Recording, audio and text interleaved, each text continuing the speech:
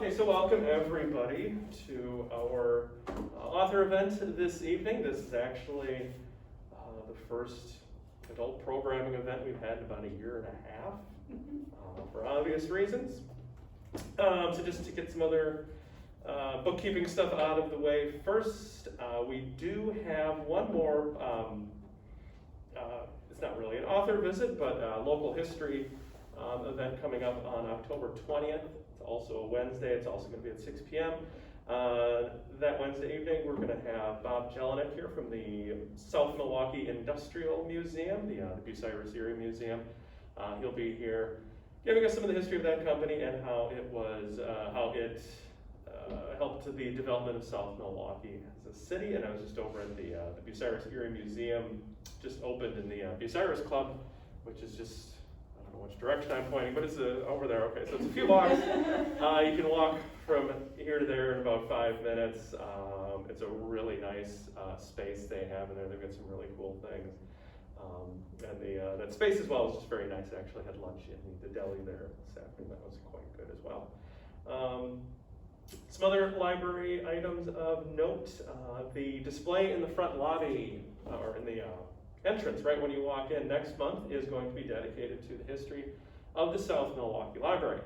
We found some very cool artifacts in the basement that we're going to have on display, some old photos, newspaper articles, and various things detailing the history of this building and the building that preceded it. And then in November, the lobby display is going to be about Al Capone. Don't have a lot of information on that one. We're doing the local, the library history display. Someone else is doing the Al Capone display, but very interested to see how that turns out. So tonight's event is about Captain Dan Seavy, the infamous pirate of the Great Lakes. We are joined by Gavin Schmitt, who's written a book on Captain Dan.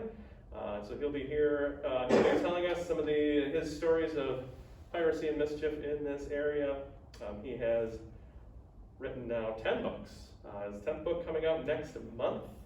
Some of the other ones include books on local history. He's written 2 books on the Milwaukee Mafia. He was here in 2019 speaking on the Milwaukee Mafia. You might have remembered that. He's also done books on organized crime in Madison and the Fox Cities. And again tonight, here to talk to us about Captain Dan Seavy, the pirate of the Great Lakes. So take it away. All right. Hello. Arr. So, when I was asked to present this several months ago now, I was excited to pick the first night back, thinking everybody is going to be excited we're back, and as we now know, things didn't quite go as planned. So, really glad that you showed up tonight because, you know, for all I know, this could have fallen through. So. And thank you to Matt in particular. I don't think he likes it when I'm overly complimentary to him, but he is an influence on me. Somebody I admired for many years, and I happen to think he's the greatest Milwaukee historian, with all due respect to John Gerda. So you have a real treasure here at South Milwaukee. I'll tolerate that. Okay. I gotta give John Gerda credit. So the book that I'm promoting right now is Great Lakes Pirate, The Adventures of Roaring Dan Seavy. As Matt sort of said in his introduction, in the past I've written on organized crime. I've written about the Mafia in Milwaukee, Kenosha, Madison, surrounding areas. I go a little bit into Chicago, but not too much. I like to leave that up to other people because there's plenty of Chicago people who can do that work. Along the way, you find all sorts of stories that have nothing to do with the story that you're researching. You spend maybe 90% of your time reading things that are never going to end up in your notes. They're never going to end up in your finished project.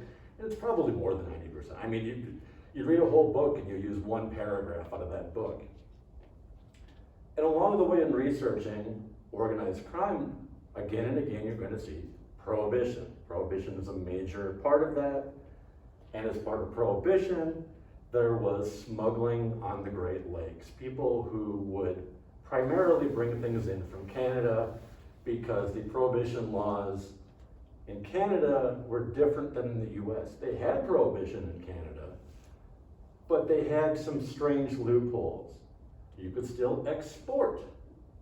So if you were a distillery in Canada, you couldn't sell to Canadians, but you could sell to Americans. Even though it was prohibition in America and they knew that, you could still do it.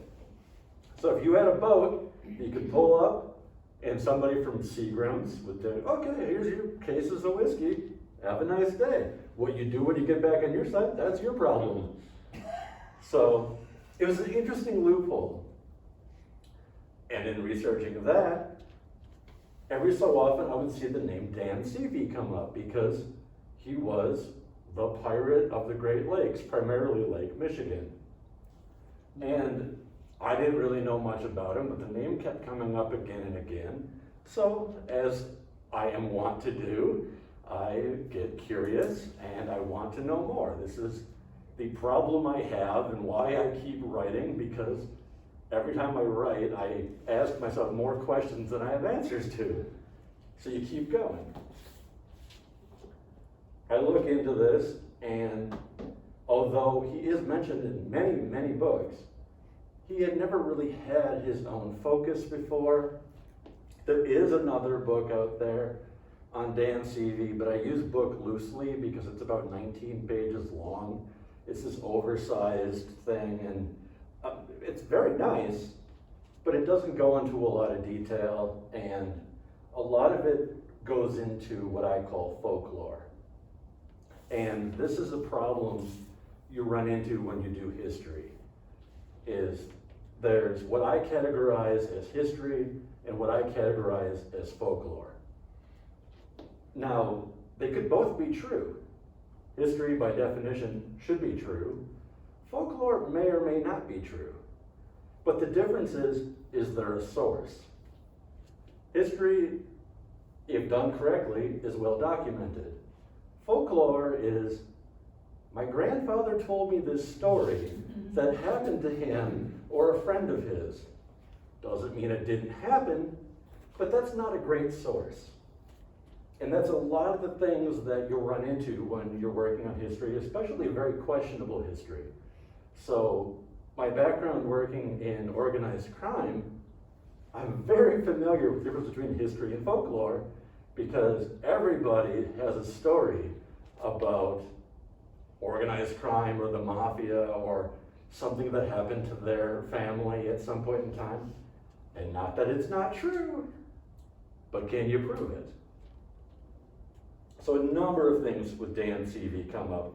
Lots of fights that he's allegedly gotten into, people that he allegedly killed, but there's no record of this happening. Grave digging comes up repeatedly. There's stories of him grave robbing for whatever reason I don't know. And then he brings the skull with him to bars to scare people into getting free drinks. Lots and lots of great stories, but almost none of these are well documented. The only documentation most of these have are like newspaper articles, but they're not like this happened this weekend. There's somebody passing along a story they heard. And when you're notorious, people attach all sorts of stories to you that may or may not be true. So I wanted to peel all that back, leave the folklore aside to the best of my ability, and just get down to who really is Dan Seavy. And he's a number of things. First and foremost, he's a Great Lakes pirate. That's absolutely true. He did have a ship in Lake Michigan called the Wanderer. He traveled up and down the coast between Chicago and primarily the Garden Peninsula, which is, if you know where Door County is, there's a peninsula in the UP that's sort of like the mirror image of Door County. That's the Garden Peninsula. So he lived primarily up there, and he would go back and forth along the coast. Now, if he saw that a ship had crashed, he would go over, steal what he could off the ship. But what got him the title pirate is on one occasion, there was another ship that was hauling lumber. And apparently the crew of that ship was taking a break. They were inside a local pub. He goes up, goes into the pub, buys a round of drinks for everybody, gets them so, they can't go back on the ship right away. And he and his crew come back out and get on this other ship called the Nellie Johnson. And they sail away with it down to Chicago to sell the lumber. They only get so far until somebody alerts the Coast Guard. And the newspaper stories about this are very strange, especially when you compare it to the actual records from the courts, which are at the National Archives in Chicago. So the newspaper account is this high-speed chase, there's cannonballs being fired off. I mean, just really, they talk this up.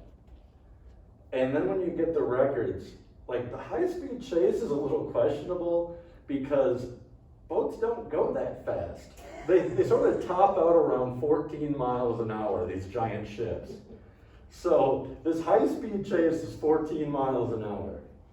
Whether there was a cannonball fired or not is in dispute. The captain of the Coast Guard ship told the newspaper that he fired a cannonball at the ship, but he didn't bother to write that in his report that he filed. So did it happen, or is he just talking up his adventure to the newspaper? I'm not sure. But he does end up getting arrested, and he's charged with piracy. He's the only man ever to be charged with piracy on the Great Lakes, which gets him this title. But he's so much more than a pirate. That's the thing that got him known. But he has a very adventurous life. He starts out actually in Maine, and he moves from Maine to Wisconsin. There's some dispute about why he moves. We know that he wasn't well liked in Maine. He was arrested in Maine for counterfeiting. Him and his sister were counterfeiting in Maine. And again, there's some strange things going on here. We know he was arrested for counterfeiting. We know that he was counterfeiting, or at least the courts found that he was counterfeiting. But the newspaper accounts get odd, because every time they write about him, they write that him and his sister had a very peculiar relationship. And they never spell it out 100%, but you get the impression of what they're implying is that they're more than brother and sister. And I don't know if any of that is true, but that's the way the papers talked it up. So already he's notorious in his youth because of this. He's a counterfeiter with a very questionable relationship. So he moves to Wisconsin. Now again, there's a lot of maybes here. He allegedly moved to Wisconsin to work for the Bureau of Indian Affairs to try to stop people from selling whiskey to Indian reservations. Now it's true that that is a thing that BIA agents did. Did he ever actually work for them? I don't know. He says that he did, but I can't find any record that he did. So is this just another story he invented? I don't know. This is what made researching this just so strange. It's like every story I had to question and go back and double check. Yeah. What's the time frame we're talking about? Oh, that is a fantastic question. I should have started there. Thank you. It will change. Are they in a sailboat? Does he have a Oh motorboat? my goodness. You are absolutely right. I should have started off That's with okay. that. So when our story starts, it's probably the 1890s, and he goes up through about the 1930s. So thank you. Yes, I should have made that very That's clear. okay. He comes and he's working for the BIA. I don't know if that's true or not. He makes his way down to Milwaukee. In Milwaukee, he opens up a tavern, and he has a great deal of farmland on the outskirts of town. Apparently, he's quite successful because by the time he sells this off, he makes a significant amount of money from it. While there, he gets to know the Pabst family. If you don't know this, here's a fun fact. If you used to own a tavern, there was a pretty good chance you were operating what was called a tied house. And a tied house means that your tavern was connected to a specific brewery. So if you went to Dan Seavy's tavern, you would be buying Pabst beer. If you went there and ordered a Miller, you couldn't have it. So he got to know the Pabst family through this. Now, one member of the Pabst family, and I want to say it's Fred, but don't have my notes. Well, I guess I could check the book, but is a big proponent of sailing, goes out on his yacht, has a great time. And apparently he invites Dan Seavy out a couple times. He gets to take to like sailing as well, but they have a discussion about other adventures they could get into. And Captain Pabst hears about this new gold rush that's coming to Alaska. We're still in the 1890s here. This gold rush that's coming to Alaska. And he says, you know what, Seavy, we could probably make some good money off of this. So the two of them, along with a few other people, start up a company called the Rosebud Mining Company. They raise funds, they buy the equipment, and Pabst himself doesn't go, because of course he's not going to leave Milwaukee, but he sends Seavy and some other people out to Alaska in search of gold. So this almost never comes up in the Seavy story, but he spends part of his early years as a gold prospector. And I spend a pretty significant chunk of the book going through what it was like in Alaska at the time, because I really wanted to drive that point home of just how adventurous this guy is. It's one thing to say, oh, you went to Alaska and looked for gold, but you have to understand what was actually going on at the time. Many people died. Your horses most likely died. Almost everybody who went there came back broke. I mean, some people made a fortune. Most people did not. By the time he's done, he claims that the total he ever made was $500. And he didn't make it in gold. He made it because somebody had a safe, and the safe fell through the floor into the basement, and they offered him money if he could get the safe back out of the basement. That's his story. So his only profit he ever made was helping this guy get his safe back out of a hole. So he spends this time in Alaska, and like I said, I go through in detail with just how treacherous this is, but ultimately doesn't end up becoming rich off of gold. Comes back to Wisconsin because he tasted his love for sailing from Captain Pabst. He goes into sailing, so now he's doing this, and how much, and this of course is when the big pirate story comes in. Wasn't earlier, so this timeline not trying to be confusing, but this is when it would come in. You know, and most of the time he's doing legitimate things. Like when he's in the newspaper, he's hauling peaches and cherries and things like that. And the cities that are big maritime cities like Manitowoc, Sturgeon Bay, things like that, they would regularly report. He would be in the newspaper almost every week, and they'd be like, he has a boat full of cherries from Michigan. I don't know why that's news, but apparently if you live in a big maritime city, that's what you talk about. So we see that he's constantly going back and forth and hauling perfectly legitimate things. Sometimes he's bringing people out on fishing trips for perfectly legitimate reasons. And then sometimes he's not doing perfectly legitimate things. We find there's instances where he tampers with lighting, so people can't see where their boat is going, and oops, my boat has crashed. In comes Captain Dan to help clean up the boat and whatever might be on it. There's one time where he gets a boat full of leather gloves. What he's going to do with that, I don't know, but you know, I guess you get what you get. There's other times where he's taking women out on the boat, and I'm not going to say what was going on that boat, but it was a very popular boat for young men to go out on for the day.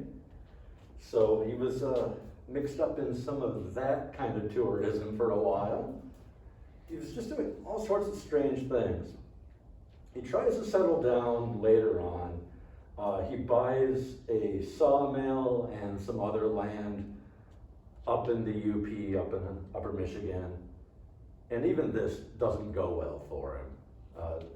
I don't know how profitable it was, but he doesn't own it very long before there's a catastrophic fire.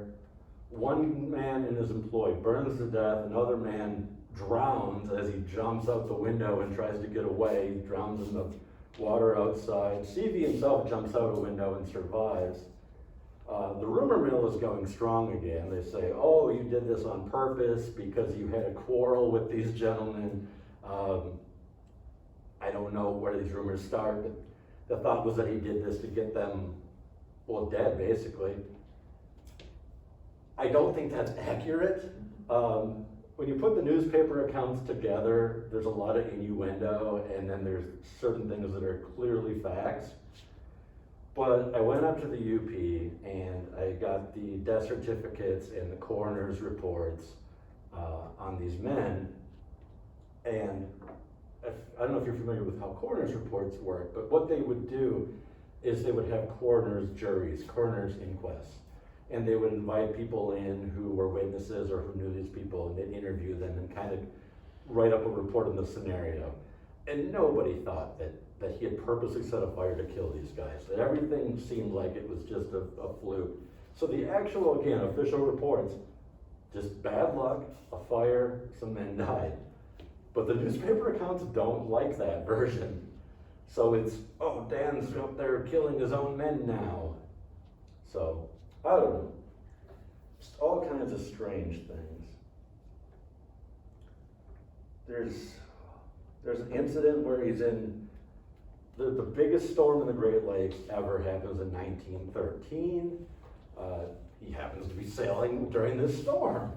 I mean, all kinds of things are happening, so I don't know. If anybody has a question or something, I'll be happy to answer it. I don't know, I don't want to tell every little detail of these stories, but I love using Seavy as sort of a way to explore these different things. You know, to me, he's a local person, as you know. He had time in Milwaukee, he had time in Sturgeon Bay, he had time in the UP, which to me I consider all local. But he had all these great adventures too, where he was off in Alaska and he was off in these storms, and you know, I don't personally find sailing and shipping and all these things necessarily that fascinating, but looking at them through the lens of this man, really I thought brought them to life. It was, I mean, just how many people relied on these boats to come and go with the cargo and everything else. Now it's semi-trucks, but this was a major thing back at this time to have the boats come in. And if you messed with the docks and things like that, you were crashing ships, you could be a major pain in the butt for somebody. So it's just an interesting character to kind of explore a little bit more. I still think there's more out there that I wasn't able to find. There's always something you're not going to find. But I'm pretty pleased that I was able to try to bring out the original records as opposed to the second or third hand accounts that have made their way into the books on Prohibition and other things. I don't know. Anybody? No? I wondered, do you know cause of death for him? Did somebody finally? No, it's a great question. So yeah, so Dan is notorious for getting into these fights and these capers. I mean, there's stories of him throwing people into the lake just for fun. You know, punching people for fun, getting in bar fights. And one time, a boxer challenged him to a fight. It's the middle of winter, so they draw this circle on the ice, and they have like this half boxing, half wrestling match to try to push each other out of the circle. And of course, Dan wins. But no, it ends up, you would think that with this kind of an over-the-top character, that sooner or later somebody is going to beat him or shoot him, or you know, or he crashes his ship. It's actually an incredibly anticlimactic ending. He does live out his days, and he retires to Peshtigo, Wisconsin, and his very final days are in a convalescent home, in a nursing home.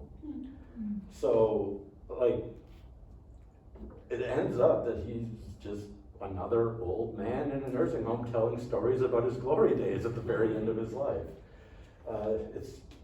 I wish it was more exciting than that. I would probably make a much better ending of the book. But unfortunately, that's not the case. So did he ever have family? He did. He did, and it gets a little strange. Families, maybe? That's it. That's it exactly.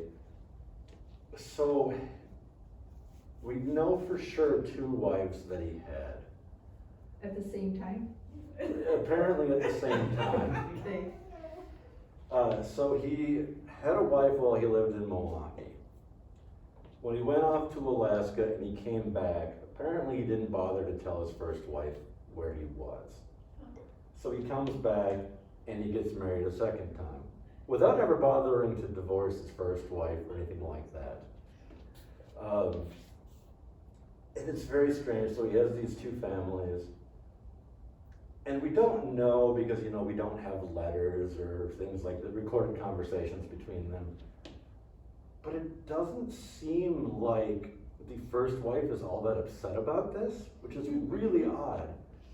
Because she later gets remarried, and she seems fully aware of the fact that she's still legally married to the first guy. So she's also getting remarried without getting divorced. And then we find later on that even though they both now have second families, they buy some property together, and they buy it under a fake name. And the name that Dan chooses to buy the property under is John Silver, as in Long John Silver. and his wife was, you know, now kind of his wife, but kind of not his wife anymore because he's got a second wife. She signs the papers as Mary Silver.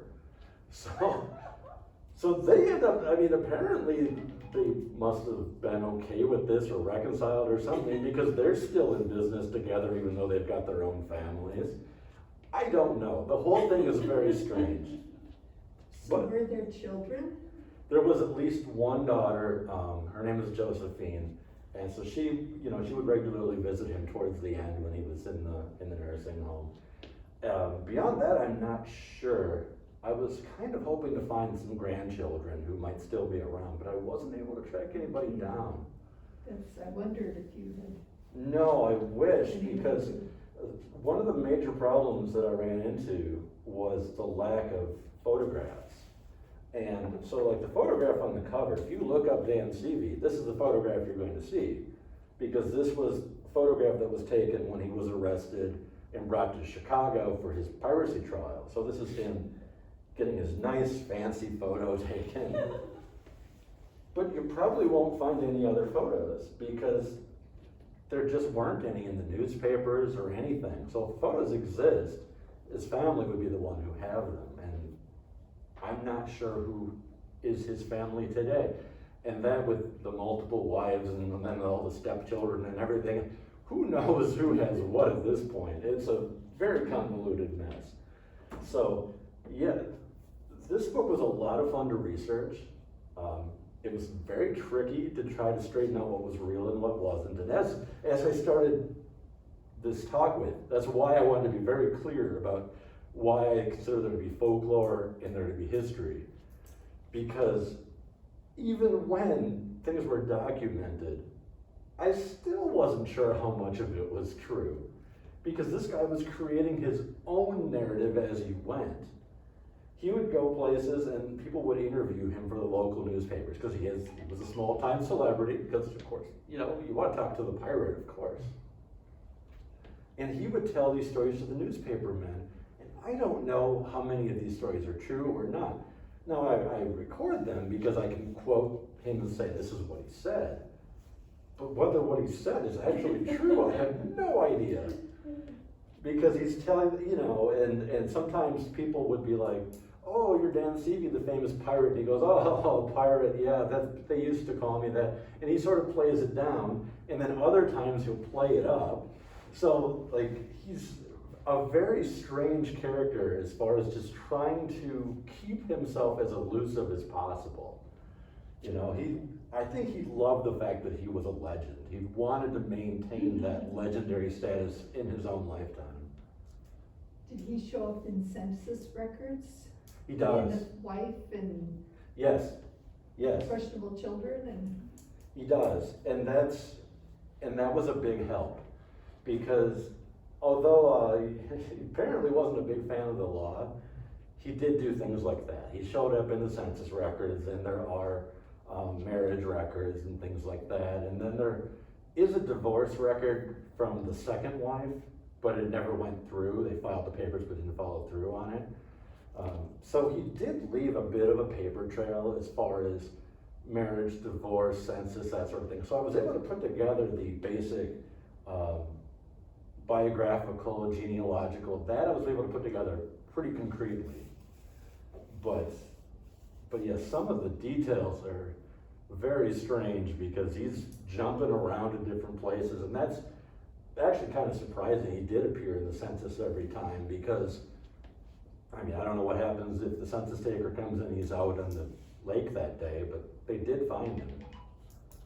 So, yeah. Have you ever heard of Lowell Thomas's accounting of, I think it was called The Wreck of the Andrea Doria on the lake, on Great Lakes? I am not familiar in any detail. I'd have to look that up. It was written by Lowell Thomas, though. It was before your time, Sure. and mine as well, practically. But he wrote an accounting of a shipwreck, where the men, were in a lifeboat for a number of weeks or months.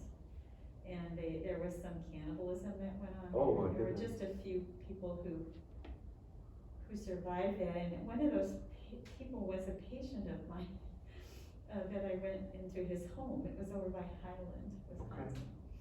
And I don't recall his name, but I know he identified himself in the book as the youngest member of the crew. And I think his father was with him, and his father died. Okay.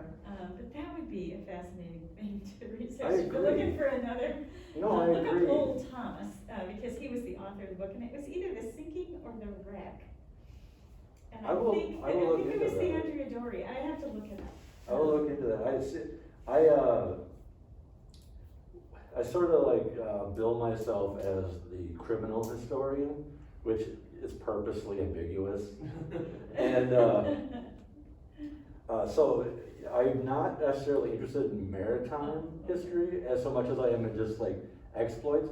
But what you're telling me, I could definitely cross over into the kind of thing I would be interested in, so. Yeah, and I guess there was a lot of, the thing about why he told me, I don't know why he told me this. He was a little old man living in a little house by himself, and I went to see him real often because he had diabetes. Mhm. And then he started telling me these strange stories. And at first I thought, well, this guy's. Sure. And then I looked up the book that he mentioned, and maybe he even gave me a copy of it, I'm not sure. But I just remember that it was, Lowell Thomas is a travel writer, and he didn't normally write about such Okay. things. But there is a book out there. I will try to figure it I will out. definitely check that out, yeah. But I wish I could remember the fellow's name that I was visiting. I was gonna say, yeah, there's a whole other way that this topic, Dan Seavy could have been approached, and that would be really from like the maritime point of view. And that is just not Yeah. my background. There's times where, again, as I say, a lot of these cities like Manitowoc and Sturgeon Bay, whoever's reading the newspaper there must have a very good grasp on such topics, because they're talking about this part of the boat happened to break, and this part of the boat did this. And so I'm spending a bunch of time looking like, what is this What thing? boat? Yeah, and like, there was like, sometimes there'd be a paragraph where there'd be like 4 different parts of a ship mentioned, and I don't know what any of these 4 parts are. So, yeah, Wisconsin has a fantastic history as far as shipwrecks go, and Wisconsin Historical Society has done a wonderful job with documenting that. But it's, yeah, shipwrecks is in maritime history is a little outside of my expertise, but cannibalism, you got my attention. Well, and that's what got my attention on the third visit. You know, Yeah. he's saying, and he was not, he told me about the shipwreck, he told me about how terrible it was in the boats, and what they did to try and make water, and then it was like, then he finally got around to the fact that they were, Sure. well, yeah, so Lowell Thomas. So this, ship that he had, Yes, it was a sailing ship. yes. Did he do passengers or just cargo or both? It was primarily cargo. If he had people with him, it was like a charter boat situation where he would bring people out for the day and they'd go fishing, or he'd bring them to an island to have picnics, things like that. It wasn't ever where he would bring somebody from one port to another, or if he did, that nobody bothered to write that down. It's not a very big boat, to be honest with you. I don't know that you could fit, 20 people on it. Do you know how big his crew was? Not big. His sister, who he has this notorious history with, sailed with him, and she identified herself as the ship's cook, which I think is probably a little bit more than what is really going on, because didn't really need a cook when it's like him and maybe 2 other guys. But yeah, no, it's a very small crew. He would have a couple guys who would come with him regularly, but it seems like it was sort of a rotating thing where it's his boat, so he's always there, but the guys with him would rotate, and a number of them were notorious. Perhaps coincidentally, perhaps not, some of the guys on the ship also had a history of counterfeiting. So So they were all shady characters. they were all shady characters, definitely. So was it really his sister? It was really his It sister. really was his sister? Yes. Yep, that's absolutely true. Now, like I said, the other part of that, I don't know if it's true or not. I have no idea.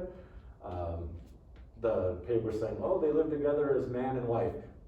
No idea if that's true, but it absolutely was his sister. So that part I'm sure of. Well, so the sister was his first wife, maybe? No. Oh, that was another person. Yep, no, he had 2 actual wives, or at least one, because technically, I guess the second one isn't legally his wife, but whatever. But no, like when he first started out, the newspapers said the way they lived together was like man and wife, and I don't know if this is just the paper being kind of slanderous or what, but the way they worded it, I'm even being polite the way I'm wording it, is very questionable. Was his first mate. Yes. Oh. Yes. Did you hear that? Yeah. Yeah, that's a good joke. Do you know where his bar was in Milwaukee? I do.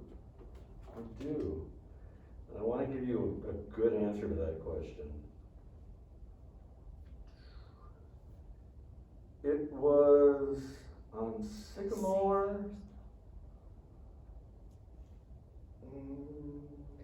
It wasn't the safe house, was it? It was basically Sycamore and Second, more or less. Okay. Whether I could pinpoint the exact building, I don't know, but I'm sure it's not there anyway. Sycamore is. It's not even that Sycamore anymore. No, I think that's. Is it Clever? That's somewhere downtown. Oh my goodness. I should know this. You're putting me on the spot. No, Sycamore is West Michigan. Oh. Okay, yep, and the actual address is 214 Sycamore, which what that is today, I don't know, but I'm sure the building is not there. It is, you can look it up under Lowell Thomas, and it's called the Wreck of the Doomaroo. Okay.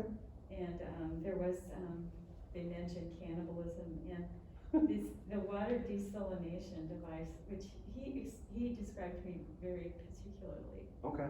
And so that's how I thought he was probably, and it seemed to me that he even had the book, but I don't know, I don't think we're talking, this happened in the 70s, so Sure. my brain is not, but it was, I just remember Lowell Thomas and I'll the check Wreck it of out. the Doomaroo, if you want to find out a real horror story of a shipwreck. Sure. But it didn't happen in the Great Lakes, it happened in the Pacific, Okay. off of Portland, it says. So, how he ended up in Wisconsin, I'm not sure. Anyway, there's another whole thing for you to go for. Find that out. I don't know if anyone else has a question. Matt, if you wanna steer me a little bit. One more. I was gonna say, I thrive off of questions, and it's harder to do with a smaller group, so. I think that first book about Dan Seavy you mentioned, I'm pretty sure that I've read that. Sure. If I remember, it mentioned something about him going to work for the law after his trial in Chicago. Yes, which again, this is where it's very unclear. Because there's some reports that say he worked for the Bureau of Indian Affairs. There's some reports that say he worked for the U.S. Marshals. There's some that say he worked for both. There's some that say he worked for them early in his life. There's some that say he worked for them later. A lot of them do say that after the piracy trial, they went to work for the U.S. Marshals. For what exact purpose, I don't know, and why they would hire a guy who just had a federal trial is beyond me. But again, I tried to pinpoint this down as best I could about where he was at any given time and what he was doing. And anything as far as his government employment, I found no actual record of it. When he's out there sailing, very well documented, because like I say, the newspapers were constantly saying where every ship was at any given moment. So I could tell you, like, on a week-by-week basis what he was doing then. But during these gaps where he's supposed to be a U.S. Marshal, I can't find that. And I'm extremely skeptical of it, because maybe the U.S. Marshals are different than I picture them to be, but I feel like this is not somebody that they're going to hire on. So. Was he in jail, maybe? He was not. He actually, when he went on trial for piracy, he was let go. So he didn't end up serving any time for it, other than the couple nights in jail while he was waiting for trial. So, He's no, an interesting fellow. pretty much his whole life, he just, even though he was in trouble many times, he never really got in trouble for it.